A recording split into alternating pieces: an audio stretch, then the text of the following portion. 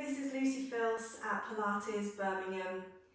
This is the third video in a little mini series of videos on lumbar lordosis. If you've missed the other two videos, I'm going to pop a link up here, so do have a look at those first before coming to this one. Today I'm going to have a look at an exercise which will help you stabilise a lumbar lordosis. Often with a lumbar lordosis, it can be caused by very tight position in the lower back erectors, which is pulling the back of the pelvis and making the pelvis tilt forwards. Sometimes it can be caused by a weakness in the abdominals, so the abdominals are quite overstretched, which means they haven't got the strength to pull the pelvis into a neutral position. However, I have seen quite a few runners who present with quite a strong lumbar lordosis, which can be causing them quite a lot of pain. They've definitely got really strong abdominals, so it's not a weakness in the abdominals that is causing it.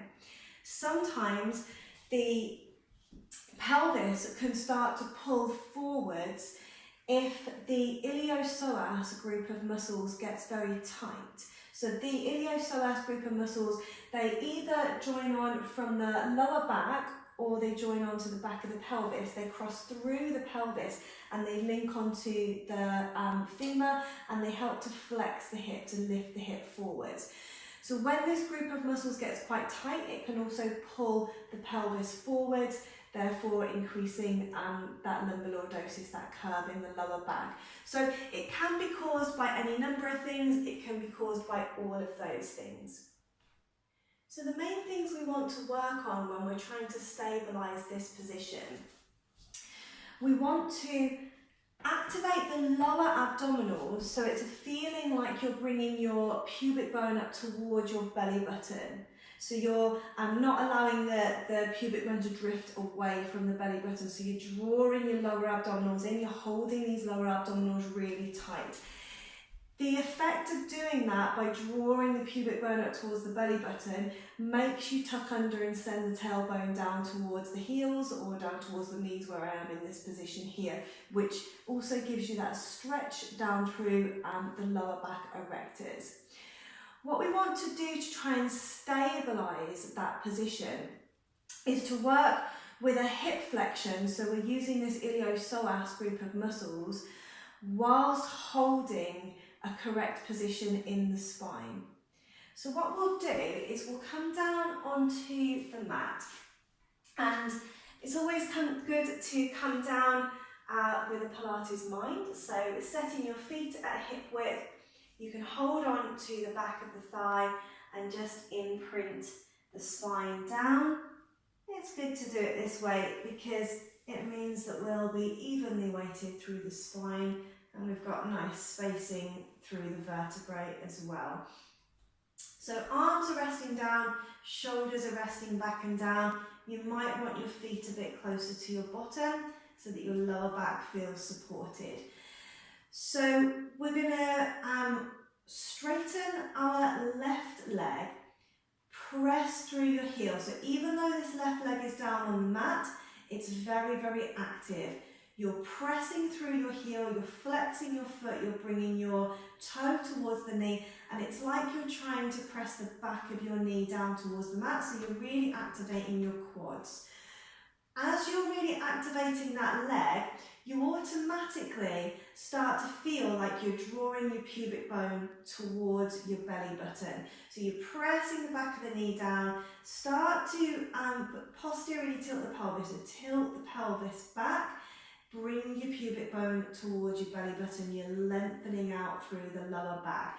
So for some people, if your lumbar lordosis is quite exaggerated, that curve, and really the lower back is very tight and the abdominals aren't very strong, it's going to be enough to just hold this position here. So you might just want to start with doing this position here. Remember, we don't want this leg to be floppy. We don't want the back to start drifting into that lordosis, into that arch where the pubic bone draws away from the belly button. We go into that arch and this leg is just relaxed. So we don't want to end up in those positions there. Flex the foot, press the knee down, tilt the pelvis back, engage the lower abdominals. That is the position you want. You can hold and breathe, navel to spine. You're moving the breath into the sides and back of the rib cage.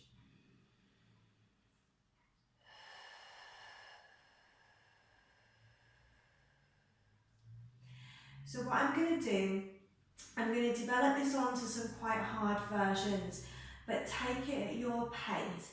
If your lower back is quite unstable and your abdominals aren't very strong, just work with that hold and breathe and work up to holding it for 30 seconds. Just engage, pressing down with the back of the knee, navel to spine, lateral breath, and just work out holding there. When you feel strong enough to hold it for 30 seconds, try lifting this right leg up into a tabletop position. Now, what you'll probably find when you've gone into your hip flexion, you'll probably find if that psoas is quite tight, you're going to start to drift into your arch in the back again. So we want to re-engage all those muscles, flex the foot, press down with the back of the knee, draw your pubic bone towards your belly button, so you're coming from that place where there might be a lot of space, draw your pubic bone towards your belly button, posteriorly tilt the pelvis, and press your lower back down into the mat. So it might not look like I'm doing very much in this position, but this is a very engaged position. It's actually quite hard to just hold that steady. So I'm really engaging, pressing the lower back down, I'm tilting the pelvis back, I'm bringing the pubic bone towards the belly button. I've got a strong navel to spine, really strong core engagement. This left leg is really active and it's lateral breathing.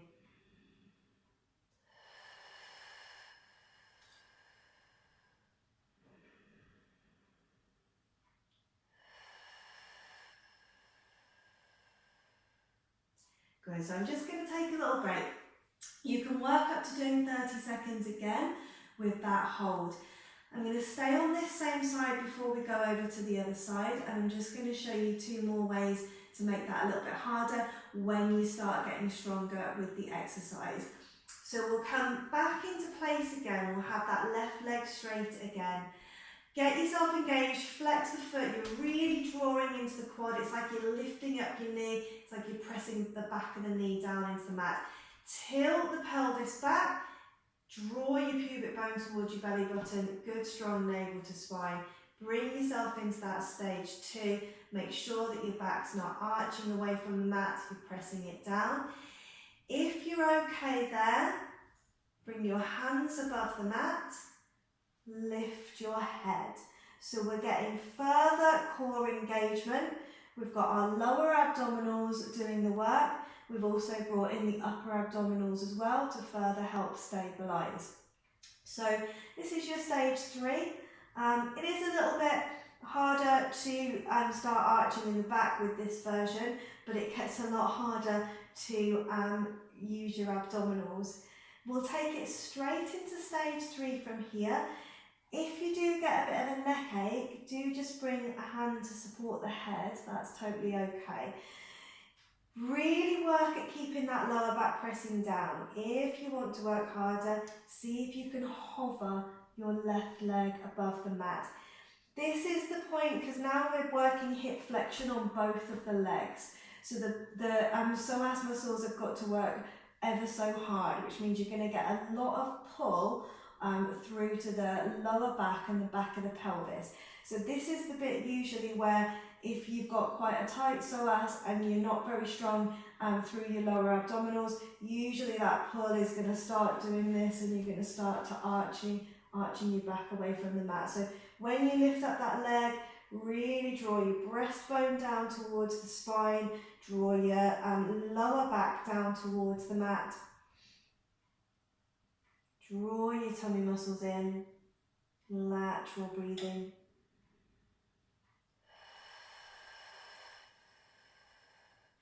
One final stage you can do to make this harder is you can start to do little pulses on the leg.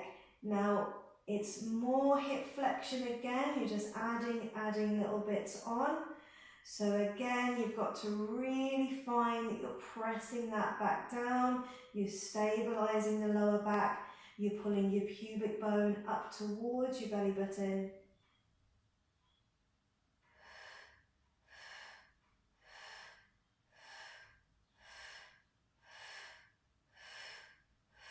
Let's just do a couple more and then we'll take a break. Give the knees a little rock in and a little rock side to side. Good, so we'll do all that on the other side.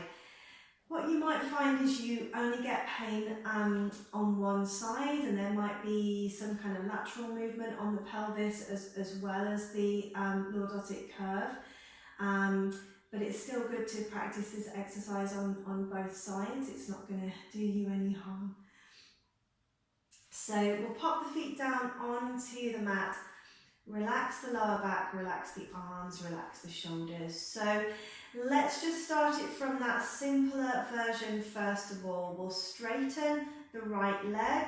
Even though I said simple doesn't mean it's easy, it's still really hard, but it's the lighter version. So right leg is straight, press through your heel, turn your toes back towards your knee. You're really engaged in the quad, feeling like you're lifting up the kneecap, feeling like you're pressing the back of your kneecap down into the mat. This is where we start to posteriorly tilt the pelvis, so just noticing if you do have a tendency to have that curve in the lower back, if the pelvis is drawing forwards.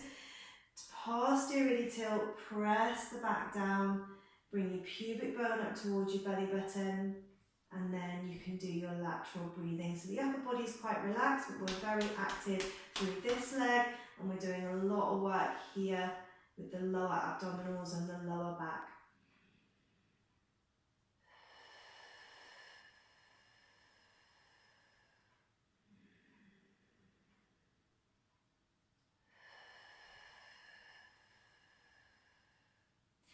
So again, you're working up to holding that for 30 seconds. When that feels like it's really strong, we can start to take it into the next stage. So I'm just going to get that all engaged again. You're flexing your foot, press the back of the knee down, draw up strong into the quads, tilt the pelvis back, pubic bone towards the belly button, press the lower back down, really strong engagement on the lower abdominals, and then lifting up the left leg into tabletop. Notice if when you bring the hip into flexion here, if it starts to pull the pelvis forwards and you start getting that arch again. So just noticing if that happens, trying to get your tilt back, engage the lower abdominals and get yourself in position there.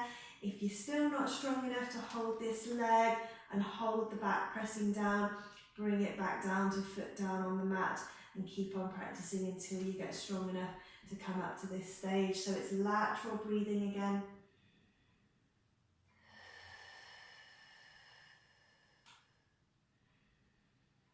And again, it might not look like I'm doing very much, but this is a really strong position here.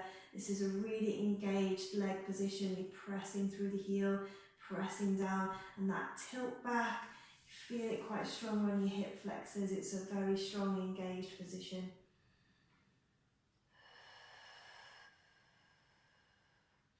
So take a little break, and then we'll take it into those last stages if you're ready to work harder. So we'll come down again, feet on the mat, and straighten that right leg. So get yourself set, flex the foot, press the back of the knee down, drawing up strong into the quads, tilt your pelvis back, pubic bone towards the belly button, lower back down into the mat. Engage the abdominals really strong, lift that left leg up, make sure that you're not starting to arch. Keep pressing down, bring the hands above the mat, lift the upper body. Remember, you can support the head if you want to. I'll do this hand this time so you can see what my back is doing. So lateral breathing first of all, make sure that you don't start slipping into that arch. Keep pressing down.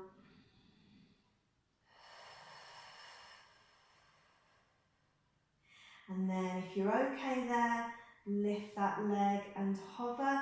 Remember, we've got both legs using the flexors now, so there's that temptation that it will start tilting the pelvis forward, pulling the pelvis forward, and you might get this arch again. So if you can correct it whilst you're in that position, pubic bone to the belly button, press the back down, then correct it there, or just drop it back a stage if you need to. And then final stage, you can go into pulses if you're still holding everything steady.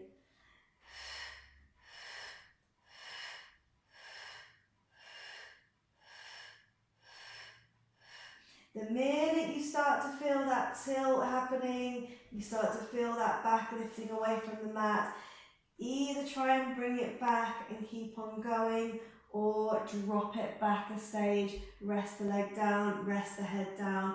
That pressing that lower back down, lengthening out through the lumbar spine, feeling the space in between the vertebrae, using the lower abdominals to hold the position, really tilting back in the pelvis so that we're lengthening out the hip flexors. So always drop it back if the back starts arching, because it means you've lost the exercise.